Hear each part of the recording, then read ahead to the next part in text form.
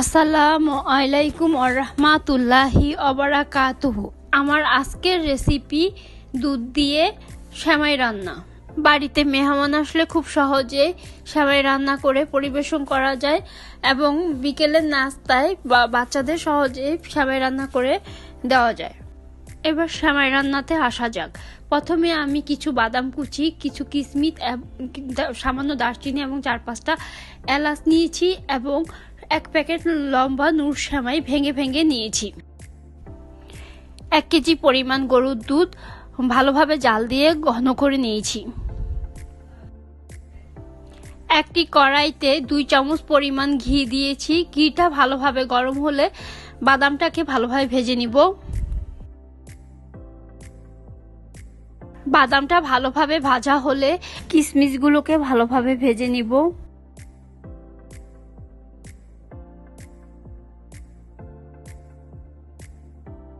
কিশমিশটা ভালোভাবে ভাজা হলে আবারও 2 চামচ ঘি দিব এবং ভেঙে রাখা সেমাইগুলোকে ভালোভাবে ভেজে নিব।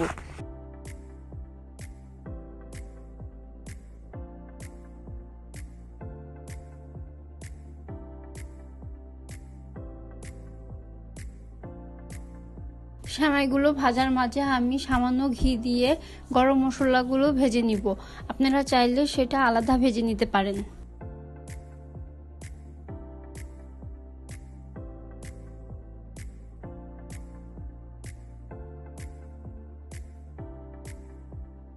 সেমাইটা ভালোভাবে ভাজা হলে আমি জাল দেওয়া দুধগুলো দিয়ে দিব এবং পরিমাণ মতো চিনি দিব।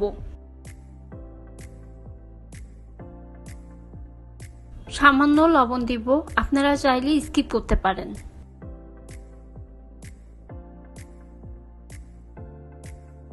কিছুক্ষণ পর পর নেড়ে দিব। সেমাইটা ঘন হওয়ার জন্য 4 চা চামচ পরিমাণ দুধের গুঁড়া দিয়ে দিব।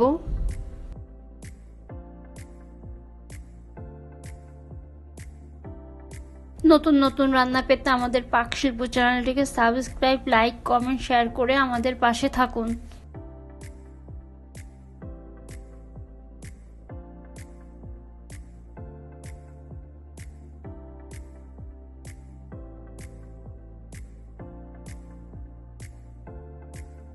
সেমাইটা নাড়তে নাড়তে যখন ঘন হয়ে যাবে তখন আমি ভেজে রাখা বাদাম এবং কিশমিশগুলো দিয়ে দিব।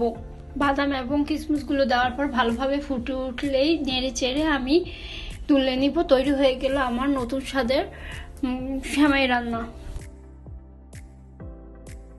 আজ এই পর্যন্তই। আল্লাহ হাফেজ।